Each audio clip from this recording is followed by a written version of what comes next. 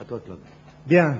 Tout d'abord, synthèse de 2 journées intéressantes, passionnantes, je dirais. Et là, je remercie, en tout cas personnellement, je remercie l'UPSTI et en particulier son président pour la qualité des exposés et donc le choix qu'il a dû opérer pour ces exposés.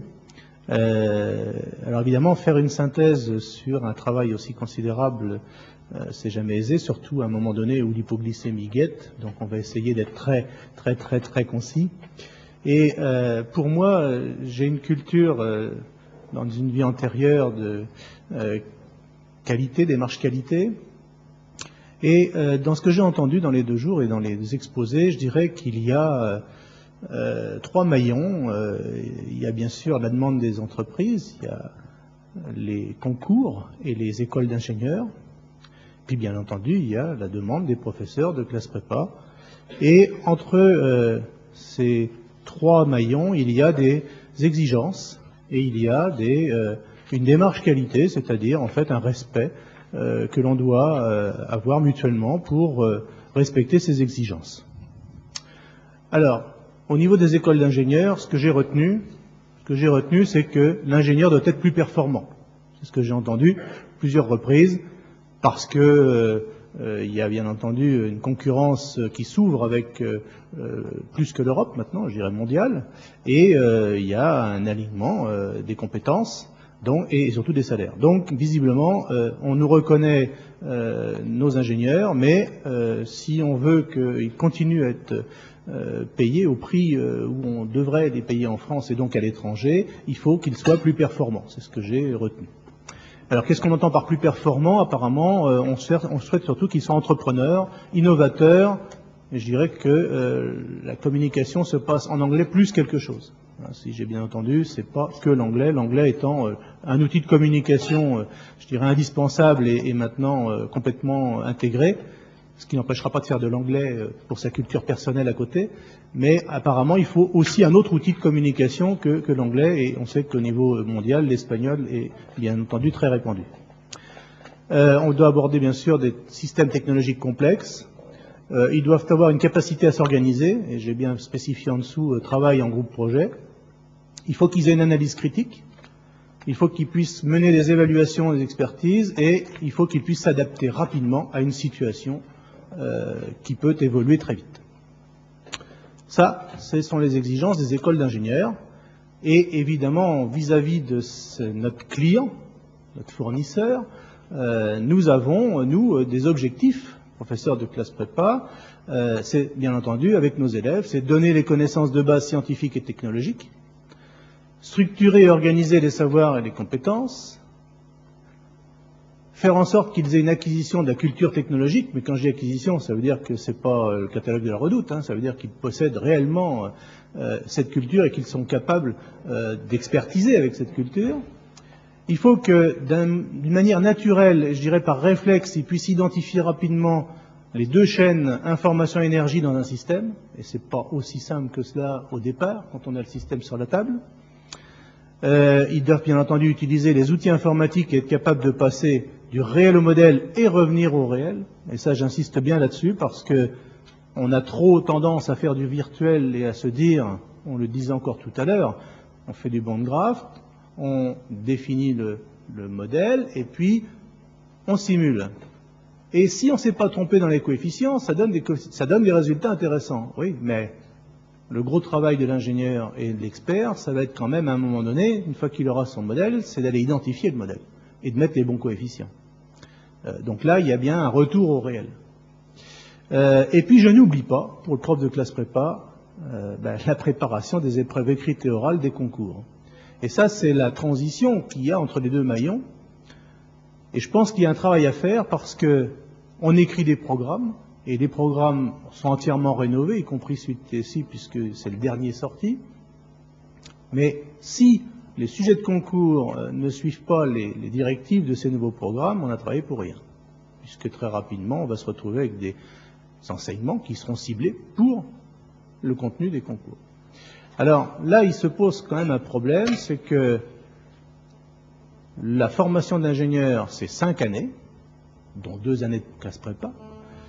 et qu'on ne doit pas se contenter de former des gens pour réussir le concours. Bien entendu, c'est un objectif par lequel il faut passer, mais j'estime qu'un ingénieur, sa formation, c'est 5 ans. Donc, dans la formation, durant la formation en classe prépa, eh bien, il faut qu'on s'intéresse à comment former un ingénieur pour respecter les exigences des écoles d'ingénieurs et au bout de la chaîne des entreprises qui vont embaucher nos ingénieurs.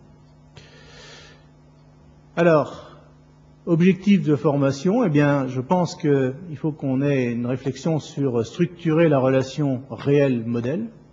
Je crois que là, c'est important. Bien spécifier que les systèmes, quelle que soit la formation, PT, PTSI, etc., sont pluritechniques. Que les éléments fondamentaux, alors dans le cas de PT, c'est bien sûr la mécanique, l'automatique. Quand on parlera de TSI, on rajoutera ce qu'a dit Michel Houry, l'électronique, qui n'est pas le parent pauvre, loin de là. Par contre, ces éléments fondamentaux doivent être appliqués au contexte technologique.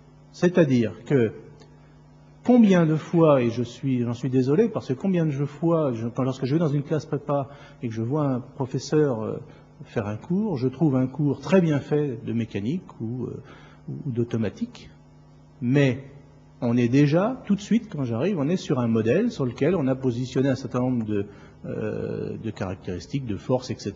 Et on est en train de faire des calculs, qui sont d'ailleurs en général très bien faits, puisque les élèves de classe prépa sont quand même motivés et sont bons en mathématiques. Mais jamais on s'est préoccupé de savoir comment, de la manip réelle, du système, on était passé au modèle sur lequel on est en train de réfléchir. Et quelles sont les limites de ce modèle. Et quel lien on peut faire, par exemple, avec le moteur Holomic. Voilà. On ne revient pas au réel.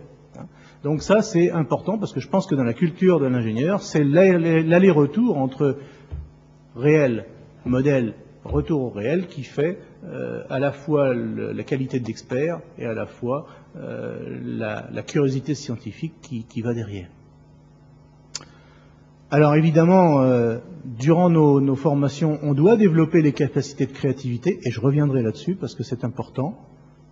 Et puis bien entendu, je le reprécise bien, à tout moment, il faut que la prise en compte de la chaîne d'énergie et de la chaîne d'information, et surtout le couplage entre les deux, soit systématiquement mis en évidence. Alors, objectifs généraux, c'est l'analyse critique de solutions existantes, c'est l'élaboration et justification de solutions nouvelles, et au cours de toutes les applications, toutes les séquences pédagogiques, pas forcément que le cours ou que le TD ou que le TP, c'est sur toute la séquence pédagogique, les élèves doivent être capables, les étudiants, puisque ce sont des étudiants maintenant, d'analyser une solution technique, de concevoir la partie opérative en ce qui concerne bien sûr les PT, rechercher une solution, et là je reprécise bien, par une approche multicritère. Et dans l'approche multicritère, non seulement il y a les outils fondamentaux de la mécanique et de l'automatique, il ne faut surtout pas les mettre les uns derrière les autres, ils sont bien appréhendés en même temps, mais il faut rajouter d'autres critères. Et en particulier dans la conception, on ne peut pas ignorer l'outil de production et je dirais un rudiment nécessaire sur les contraintes économiques. On ne fabrique pas un produit lorsqu'il sort à 10 unités par jour, de la même manière qu'on se fabrique un produit lorsqu'il sort à 20 000 unités par jour.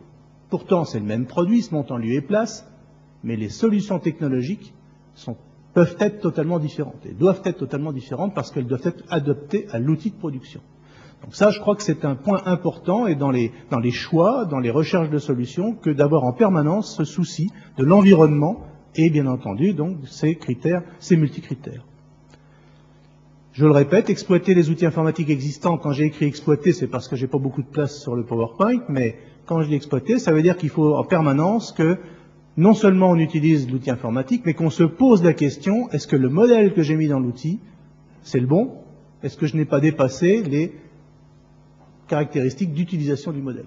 Est-ce que les résultats que j'obtiens sont effectivement cohérents et compatibles avec le système sur lequel je suis en train de travailler ou sur le système que je suis en train de concevoir? Et ça, c'est pas toujours la réalité.